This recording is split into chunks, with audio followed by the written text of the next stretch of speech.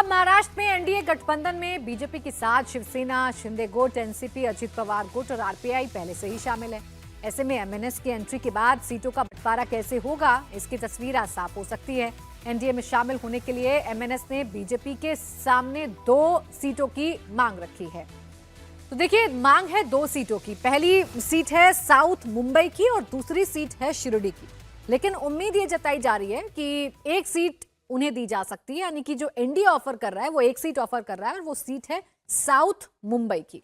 ये सीट राज ठाकरे को दी जा सकती है। मुलाकातों का दौर चल रहा है और मुलाकातों के दौर के बीच ये अंदाजा लगाया जा सकता है कि राज ठाकरे जो हैं वो शामिल हो सकते हैं एनडीए में।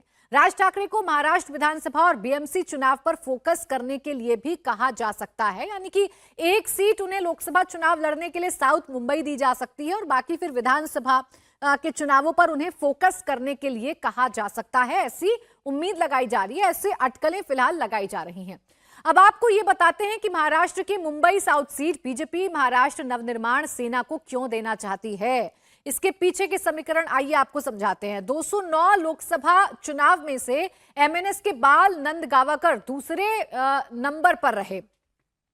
2014 की अगर आप बात करेंगे तो इस चुनाव में भी एमएनएस के बाल नंद गावकर तीसरे नंबर पर रहे और 2019 के लोकसभा चुनाव में एमएनएस ने चुनाव नहीं लड़ा था। तो 2009 और 2014 को देखते हुए ये वाली सीट एमएनएस को जा सकती है, राज ठाकरे को जा सकती है और यहां पर लड़ाई ठाकरे बनाम ठाकरे की हो सकती है।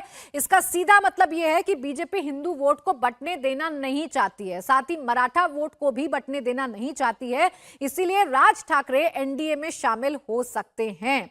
आपको जानकारी दे दें कि ये जो सीट है ये भारतीय जनता पार्टी यानी कि एनडीए की तरफ से दी जा सकती है। एमएनएस को ये सीट दी जा सकती है मुंबई साउथ की। इसके अलावा एक सीट जरूर शिरडी की है जो राज ठाकरे की तरफ से मांगी जा रही है, लेकिन ये सीट शायद उन्हें नहीं दी जाएगी।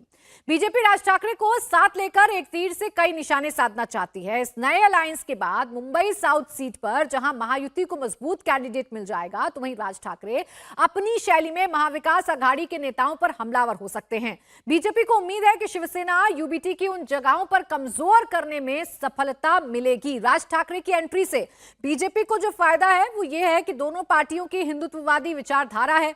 ठाकरे परिवार से संबंध पार्टी के लिए फायदेमंद साबित हो सकता है। उद्धव सेना को कमजोर करने में मदद मिलेगी। मराठी मानुष वोट बैंक बटेगा और इसका सीधा फायदा एनडीए को पहुंचेगा। सबसे बड़ी बात यह है कि ठाकरे वर्सेस ठाकरे की जो जंग है वो बहुत तेज हो जाएगी। जिस सिंपैथी लहर की बात की जा रही है उद्धव ठाकरे के प्रति, वो सिंपैथी लहर तोड़ने के लिए भी राज ठाकरे जरूरी हैं, क्योंकि ठाकरे परिवार से राज ठाकरे का संबंध है। ऐसे में वो सिंपैथी लहर तोड़ने की भी कोशिश एनडीए की तरफ से की जाएगी ताकि उनकी जो सीट है वो बढ़ाई जा सके महाराष्ट्र में। एनडीए के कुनबे में एक नए पार्टी का आगमन हो रहा है। राज ठाकरे ने अमित शाह से मुलाकात की और इस मुलाकात पर बात करने के लिए हमारे साथ मौजूद हैं अरविंद सावंत। अरविंद जी, राज ठाकरे आज अमित शाह से मिलकर आ रहे हैं। साथ ही में ये भी कहा जा रहा है कि दक्षिण मुंबई, जहां से आप 2 बार के सांसद हैं, वहां से उन्हें उम्मीदवारी एमएनएस को मिल सकती है। आप किस तरह से देखते हैं?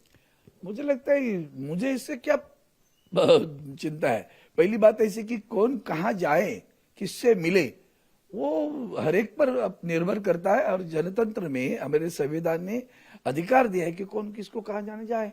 अच्छा, उनके बारे में कहो तो 10 जगह घूमते ही आए हैं ना आज तक।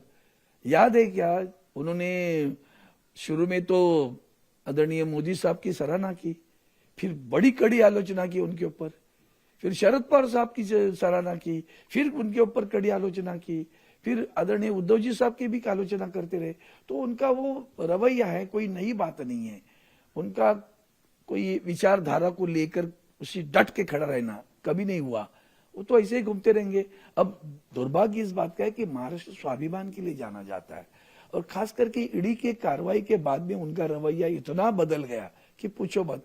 वो दिखता है, सभी को सामने दिख रहा है ना, आज इधर कल उधर, कल उधर, फर्क नहीं पड़ेगा उससे, लोग जानते हैं। लेकिन जो मूल जो पार्टी है, जिसके उप मुख्यमंत्री अभी है, जो पूर्व मुख्यमंत्री रहे, उन्होंने कहा कि मैं वापस आया तो 2 पार्टी को तोड़ के आया।